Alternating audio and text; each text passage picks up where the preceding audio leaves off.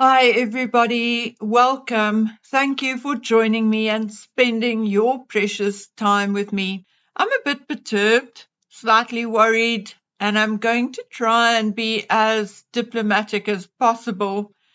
Okay, now, how do I say this? It appears to me that in many a channel, many a podcast, we have wolves in sheep's clothing, people pretending to be royal fans, monarchists, because they know it is what is most popular and what pays.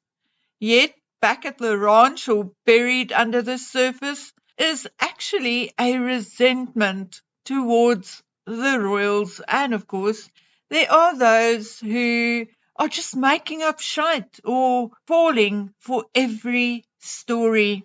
Because the more salacious, the more clicks and views, the more drama, the more subscribers. Well, my dears, all I'm asking from you, my loyal, clever, brilliant subscribers, is that you use your brains and be very careful as to what you believe and what you don't believe. Just because a YouTuber is likable on screen does not mean that he or she is always the most honest or truthful. And sometimes they are just stirring a little poo because it'll get them a couple of hundred more likes. So, in light of what I just said, I want to clear up one thing which has really been upsetting me a little. It is bad enough that William and Catherine have to deal with some nasty Sussex Squad members, sugars, trolls, but to have to deal with the undercover stabs and stirring from supposed royalist must surely hurt. And I think the British can be grateful that William does not have my kind of personality, because I would have lashed out or taken my bags and run a long time ago. Why are supposed royal reporters, supposed royal fans hitting out at William? Is it jealousy? Because I have noticed that it is mostly men, slightly overweight men, who criticize William. But never mind.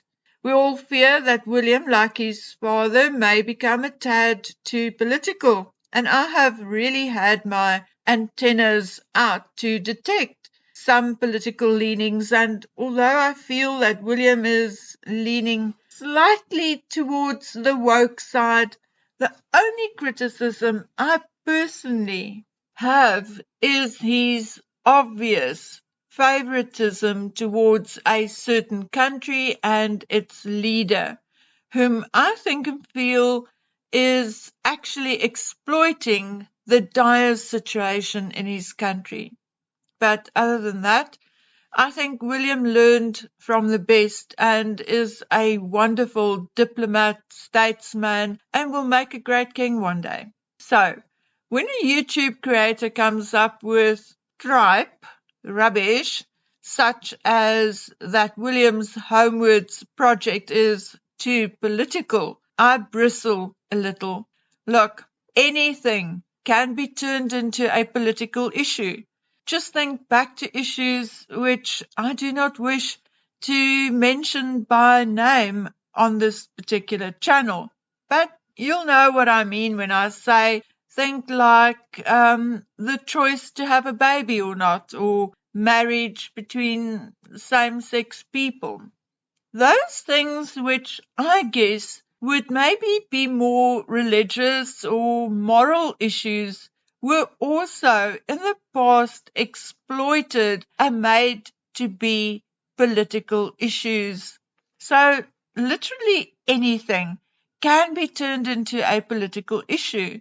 But to truthfully stand there and say that providing accommodation for the homeless, taking people off the street is a political issue is really nothing more than stirring shite and maybe a little bitterness or jealousy. I don't know, but I mean, it got me a little hot under the collar, to say the least. Homelessness is a socio-economic problem, a huge socio-economic problem. It is also a humanitarian issue. And lastly, it is really a bad look and unsanitary to have people living on the street and sleeping rough. Could government do something about it? Well, of course they can or could, but if they don't, then we need people like William to step up and work with a charity like Homeward to solve the problem.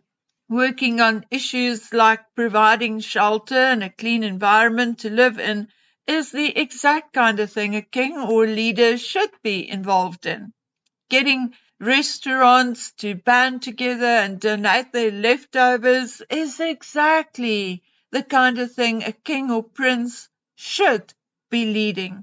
It is called taking care of your people, making offshore investments, getting involved in the fight between two foreign countries.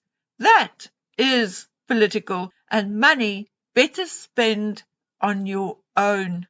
Charity indeed begins at home. If all leaders could learn that lesson and be less concerned about what is happening across their borders, I believe we'll all be better off. Yes, indeed, trade is important, but so are the lives and welfare of your own people. Another country's squabbles is indeed just that. I applaud William for what he is doing. His father had grandiose ideas of character, architecture, etc., and built upper middle class townships, which, yes, provided about 2,000 new jobs and business opportunities. But there are those who have nothing and needs help from the ground up. William may have made a few mistakes and may make a mistake or two in the future. He is, after all, human. But he is certainly a man with a big heart, a goal, and a hands-on approach. He's also a man who puts his money where his mouth is. If you want to criticize him, criticize him. I've criticized him in the past, but not for what he is doing right. Please, guys, just once again, be careful who or what you are listening to. The next issue I want to address are the Harry and Meghan stories on social media, which is now boiling over into mainstream media. Everywhere you look, there are these poor Harry articles these last few days or weeks. Harry is bored with Meghan's drama. Poor Harry has no practical skills. Poor Harry misses his friends. Harry is desperate to get back to England. Harry wants peace with his family. Meghan reaches out to Kate. We need to save Harry. And now the latest, Harry files for divorce. Rubbish. Most, if not all of it, is unadulterated rubbish. Harry and Meghan separated their estates and business ventures last year, and everyone thought that was it. Divorce is imminent. No, it wasn't. It was likely done on the advice of their accountant or business manager or lawyer. I mean, it is not clever to put all your eggs in one basket. I'm not saying Harry and Meghan have the best, most loving relationship. No, I think it is fraught with disagreements and unhappiness on both sides and for different reasons. But number one, I do not think there will be a divorce unless or until Meghan has a replacement for Harry, either a billionaire boyfriend or a multi-million-dollar deal. Number two, even if there was talk among the Meghanites of a split, I would not trust it. We all know they are desperate to keep their titles and stay in Charles's will. They will do and say anything to maintain that status quo, even fake a split. No, my dears, until there's a court date, I do not believe there is any truth in a divorce rumor. I have a few people with their ears to the ground, and so far there is nothing. Nobody could find that Fox News article either. So if it existed at all, it was clearly retracted. Guys, that's all I want to say to you. Be careful and stay calm. And above all, listen to your own instinct. Okay, now that's enough from me for today. I will be back here soon. So please take care of yourselves until we meet again on the next one. Bye.